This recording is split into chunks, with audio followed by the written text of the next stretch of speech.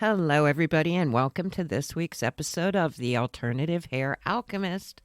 This is Deborah Heim, and this week I think I want to talk about some of the surprising reasons that your friend, your boyfriend, your husband, your significant other, and your family may not love your wig. And it's not always because it looks bad on you. This is Deborah Heim. Very Best Little Hair House is my shop where I work in person. I am certified in alternative hair. I am also a certified coach that can help you with confidence and happiness and all kinds of things like that. So, in addition to alternative hair, I also talk about some of the behind the scenes stuff that I see. There are a lot of influencers, wig reviewers, or whatever that will talk about a specific wig. But I'm in a unique position to see a lot of the behind the scenes stuff. And I pay close attention to everybody. I'm a very good observer of behavior. So some of the things I see in my shop, I think are pretty interesting. In fact, at one time, when I first opened my shop, I thought, man, this would be perfect for a reality show. Just like, they used to have the tattoo before and after shows. Wigs would be great, except most people still don't want anyone to know they're wearing a wig. But I'm trying to change that. So, when someone calls for an appointment at my shop, usually the first thing they want to know after they ask all the questions, and sometimes they even have to call back because they forget this, but I know it's always coming. It's, can I bring my husband, my friend, my family, etc., to give me the honest opinion? And of course, I always say yes. We have in our shop what I call the spectator seat. It's a small shop, and when you come in, we're all alone. I don't like people walking in and out when you try a wig on, because that's why I set my shop up like that. So, of course, a loved one is welcome. But sometimes they may have a hard time with the wig that you love or choose, and here's some of the reasons that I see. But first of all, everybody always wants someone else's opinion. And why is that? Because we basically are insecure beings. So sometimes we are conditioned to look for validation or acceptance from others. And to a certain extent, that is something that is hardwired, but it's also something that's learned. And anytime you go into alternative hair or starting to wear a wig or what have you, it can be scary. And some people get stuck in that fear and don't move past it into new styles, new colors, what have you, or even a wig at all. Especially I see this with people that have dealt with progressive hair loss for quite a long time, and they get used to how they see themselves in the mirror. And sometimes in my shop, if we go an hour and I can't get them to see the potential, I send them on their way, because sometimes you need to have a level of readiness for success in alternative hair. And some people, it takes them longer to get to that point. Usually, I look for teachability, and usually that involves a couple tries and fails on their own. And I'm different from most people that sell wigs. If somebody calls my shop and they have any concerns, I usually advise them, try what you can on your own, because for some reason, with alternative hair, it seems like there needs to be a little bit of trial and error. And I think that's because it looks deceivingly simple. You just buy it from the picture and put it on and go, right? Now, sometimes that works that way, but sometimes it's a little more than that. And that's where my expertise comes in. Not only do I wear wigs, I've put them on like 1,200 people at this point, and it is my passion. I consider it an honor and a pleasure, because hair is so much more than hair. So let's start with husband or significant other. When I say husband, I'm not just sticking to the man-woman situation. I have had all the situations in my shop. So let's just use the word significant other. Now, the ideal situation is for the significant other to be very, very approving, but that's not always the case. Most of the significant others are really great. They're like, whatever makes you happy. But sometimes that isn't the case. I have seen them say, that doesn't look good on you, or I don't like it. And one of the reasons behind that is that sometimes if they are insecure, it feels threatening to have your partner look good all of a sudden. So that is a reason in itself. Sometimes it's a money issue when the partner has their own interests and, certain types of hobbies or whatever. If the partnership is less than like what I would say equal, sometimes the money factor alone is enough to make them try and talk the person out of it by saying, oh, that isn't for you. And this, like I said, it's not exclusive to just men and women. I have seen women do it to husbands over a hairpiece. And I try and intervene as much as I can, but, everybody at the end of the day has their partner and they have to live with them and I don't. But a couple things about a wig or a hairpiece that you can think of it this way is it's not a permanent decision.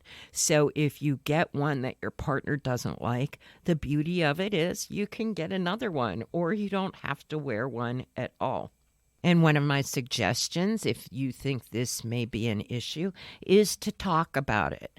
Maybe there's a compromise. Maybe they don't like a particular wig, but there is another that they like, and you can always have more than one.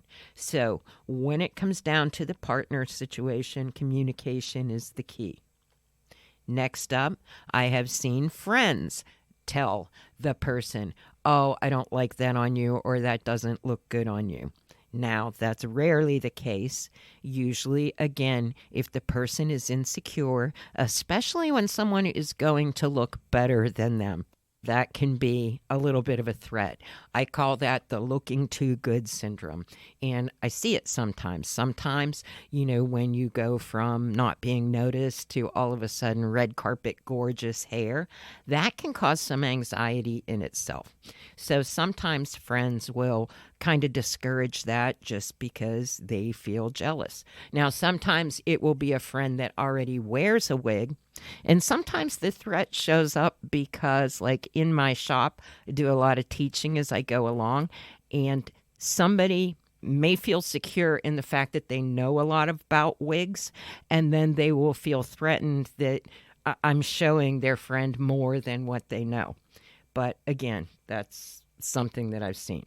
I have seen siblings, I have seen sisters get jealous, and this was in a good way because the person had chosen a really nice highlighted blonde wig, and the sister had just spent $600 to get her own hair to that shade, and it didn't even look quite as perfect, and she spent a lot more than the wig in my shop. So sometimes the upsetting could be just a little bit of good old-fashioned jealousy. Sometimes with family members, just the change alone is shocking, and they will immediately say they don't like it. Now, I see the same type of reaction when somebody puts a wig on, usually when going from massive hair loss to just even a normal amount of hair. And the answer to that is to give it time. Usually with a wig, I have someone sit there for 5 or 10 minutes to see, and it's like magic. If they look away from and you can get distracted for a few minutes, then it gradually starts to grow on you, and then you can even watch the personality change. As the person realizes how good they look, they kind of, relax into it. Well, that same thing, you could use that principle at home. Sometimes what they initially don't like, if you give it some time, they will get used to it. Again, any type of a big change is change, and some people have a harder time with it than others. So, for example, if you hear, I don't like it because it doesn't look like your old hair, I see and hear that quite a bit. But you know what? it's not your old hair, it's your new hair. Sometimes all of the qualities that were in your old hair aren't available in the one wig that's right for you, that fits your head, that looks good. So sometimes a little bit of change is inevitable. I have seen people bring hairdressers in or report back to their hairdresser, and their hairdresser doesn't like their wig. Now, I could do a whole show about this, but I will just suffice it to say that it's you that's wearing it. So if you are happy, that is the key. Sometimes I think hairdressers also don't want to lose the client, but what they need to do is just be aware that they're in a new role. Sometimes hairdressers can help fine-tune with wigs and toppers. So again, it's just a change. And by no means is this anything against hairdressers. I think, again, it gets to that thing where they think that, and they are schooled in bio hair, but I am schooled in wigs and how they are to fit. So sometimes, just the not knowing. And it would be so easy to say, hey, can you teach me? This is an area I don't know about. I mean, I am the type of person that I am the first one that wants to learn something new.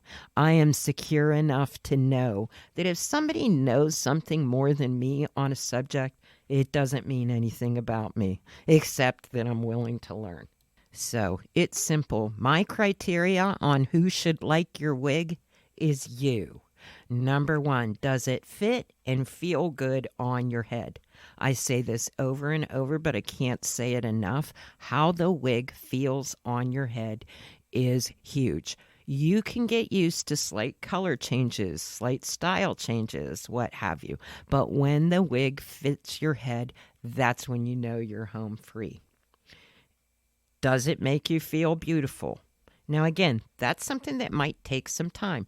If it is in the case that your wig is a huge change because you've had very little to no hair for a while, it may take you a while to feel beautiful. But the more you look in the mirror, the more you get used to seeing yourself that way. And usually when the compliments start to roll in, most of my clients report somebody asking them, who colors your hair? Who does your hair? Whatever. That feeling is a great feeling, and what I think is helpful to do is anchor that good feeling of the confidence in. That is something that you can remember if you ever start to get what I call wig anxiety, because we all, as alternative hair wearers, do it. I still do it myself. I've been wearing wigs for almost 20 years, and still I will tend to second guess myself before I go out the door. But again, a double check, quick check in the mirror is to see if everything is okay. But the main thing is that I know I tend to do that. I know I tend to overcomplicate and overthink things. So sometimes that knowledge alone is enough to make you stop, pull back, reevaluate. Ask yourself, is this true? Because sometimes I think we make something a little bit bigger than it is. And really, life is short. Just wear the wig. Seriously, though, have fun with it. Alternative hair isn't meant to be a stressor. This is meant to be a joy. And once you get into it, once you allow yourself perhaps to have more than one wig, once you allow yourself to start enjoying it, it can be one of the hugest confidence boosters. And that isn't to be confused with not liking yourself without the wig, but I imagine that's another episode in itself. So if you liked this podcast, please let me know. Recommend it to somebody else. That's something else I'd like to see in the alternative hair world is we need to support each other. I am the first person that will refer somebody else's video or talk about what someone else is doing, because the more we can work together, there are enough clients for everybody, and not everybody is everybody's cup of tea. So I'd like to see a lot more collaboration. If this podcast has helped you, let me know. I would love to connect. Right now, you can go to either verybestlittlehairhouse.com or deborahheim.com and shoot me a message, a question, what have you. Like I said, I'd love to hear from you. On until next time, peace, love, and alternative hair.